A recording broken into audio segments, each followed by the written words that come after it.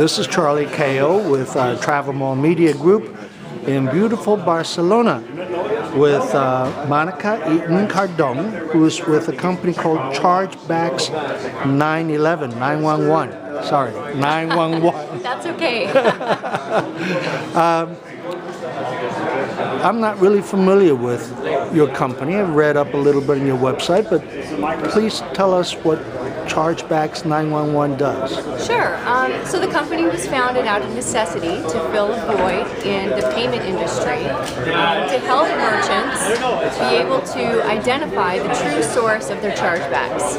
And in a nutshell, what we do is we have a technology solution called Intelligent Source Detection, and it is a patented solution. It's full of machine learning. We connect with about 22 different databases in order to identify the reason behind the reason code of a chargeback. And I'll tell you why this is so important. Because what happens is with a chargeback, most people don't realize that this is actually a human problem. It's not a technical problem. It's not as sophisticated as it may seem. Unfortunately, the chargeback process from start to finish is fairly archaic. And it's definitely a source of tremendous inefficiency in today's market. It's not fraud, it's a technical thing, you say, very often? Well, you know, the interesting thing with fraud is that if you look at a chargeback and you're a merchant or a bank, then you would assume a chargeback equates to fraud, right? It equates to fraud or a consumer not saying, I'm not paying for this for some reason or another. Right, so it's subjective at the end of the day. Well, if you're a merchant or a bank, all that you have to go off of is the reason code. And unfortunately, with all of these different reason codes, the fact that there's a human behind that reason code, it doesn't really tell you what the true source of that chargeback is. The fact of the matter is, when it comes to fraud, the changing landscape has told us there's actually just three sources of fraud. Either we know the merchant committed a mistake, and that's a legitimate chargeback, or it was a criminal intent, like identity theft or a data breach, or the consumer, just like you said, is actually feeling remorse, and when it comes into the travel industry, this happens more often than not, and as a result, they come up with an excuse to file a chargeback. And that's the thing that we really focus on, is identifying what bucket of, what type of source do these chargebacks stem from, so that a merchant has the intelligence he needs to help reduce these types of occasions. I'm getting confused between source and reason for the chargeback. Most people do. So a reason for a chargeback is established with a reason code. And in the industry, there's over 100 different reason codes. For instance, reason code 83 for Visa means it's a fraudulent chargeback and it was placed online. And this is supposed to be used when a consumer contacts their bank and says, you know, that transaction, it was unauthorized, I don't know anything about it. So now it's assigned reason code 83. The problem is, if you're the merchant receiving that chargeback, you would assume reason code 83 means fraud, right?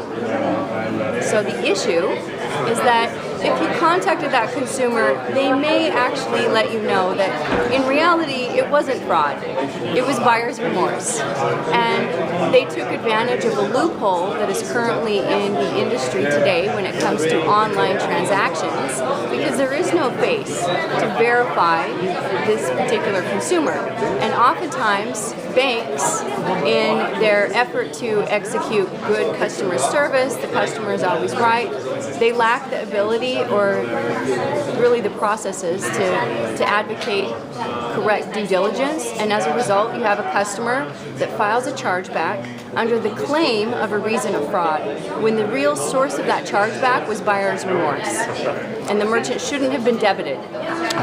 So you talked me into it.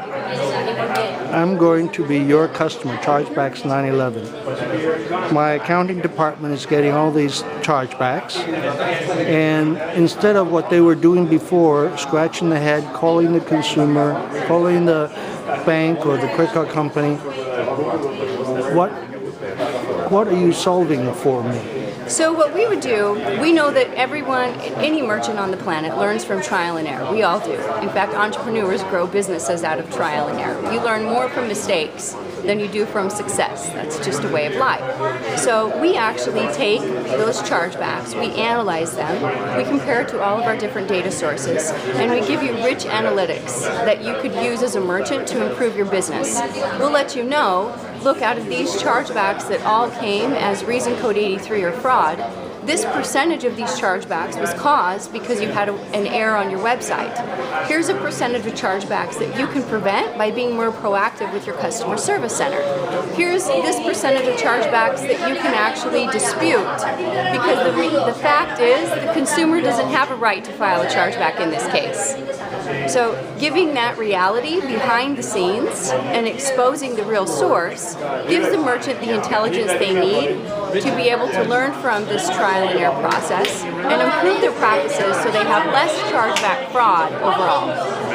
Okay, that was very helpful. I've been your customer now for 3 years. You helped me clean up some of the obvious problems that you just described. You just described me, my business. Now what? Now what will Chargebacks 911 be able to do for me? Well, funny enough, it would seem like we should have a solution that if we're giving you back all of this data and you're able to fix all of these problems, then you'll never have another problem. But unfortunately, that is not the way the world works. As much as we've tried to plug every possible hole, this is the challenge with chargebacks, is evolving fraud, and that is created with evolving technologies. There's no such thing as a new payment technology that is tried and true with no loopholes. By definition, new means more loopholes for fraud, more opportunities for fraud, more different barriers and avenues that those of us in the payment industry that are trying to impose corrections have to confront and figure out solutions for. So while we can definitely help merchants mitigate and create an intelligent source detection model so that they can make smarter decisions, which actually increases their appetite for fraud. So if you think about it, this also means you're going to have less false positives. You're not going to turn away good customers in effort to help prevent those that are poor or bad. What we end up doing as a whole is we work like a partner with our merchants. Let me put it in my own words. There's two facets. What you just described is the ultimate objective for sustainable minimizing fraud. Along the way, if your online business and website and things have other problems that cause issues, cause chargebacks, right, you help them clean that up. So you maybe 3 years from now, you've helped me clean up those kind of problems. Now is really just focusing on reducing fraud, which forever will evolve. Those fraudsters are so smart, and they're always one step ahead of the cops or the technology. That's right. But you know what we find as well is you as a business owner, your operation systems are also going to evolve. You're going to be under pressure to have even more frictionless payment methods, contactless. You may try new advertising campaigns that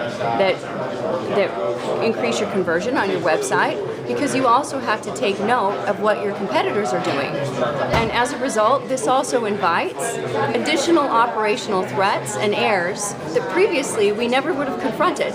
So as a team, we're working together to continuously analyze. We're like your quality control team, analyzing through the trial and error and giving you the feedback so that you know how you can scale with the least amount of risk, while we're also helping you recover expenses from fraudulently filed chargebacks that should have never been filed in the first place.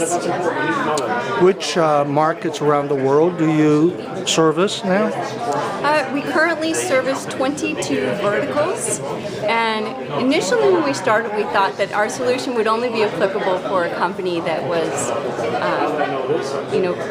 your typical high-risk enterprise that really could not afford any further appetite for fraud. What we discovered, however, is that any merchant that sells online specifically confronts all of these challenges in creating sustainability, and it's a balance between risk and reward, just like in anything. So they battle turning down good revenue in order to decrease their appetite for fraud. So as a result, we've seen the travel industry is a huge interest of ours. It's an industry that we believe our solution can help substantially, primarily because almost 60% of the travel industry now is being booked online. In Europe alone, that's substantial. And in the UK, 7 out of 10 customers book online. And you service customers in Europe, U.S., Yes. Asia Pacific yet? Asia Pacific is slower just because the technology is just getting developed now. But what we see is there's a pattern. Hopefully the rest of the world doesn't wait to follow in the U.S. footsteps because we can be smarter and learn from those mistakes. But the rest of the world we have to look at as the online transactions actually have to increase to a point where cardholders will start to unfortunately overspend and they get a little bit of entitlement, and then we start suffering from the chargeback woes. That it's really like the secondary stage of that growth. Well, most interesting. Thank you, Monica Eaton-Cardone with Chargebacks911. Thank you. And that's a website too, right? Chargebacks911.com. That's right. Thank you. Thank you.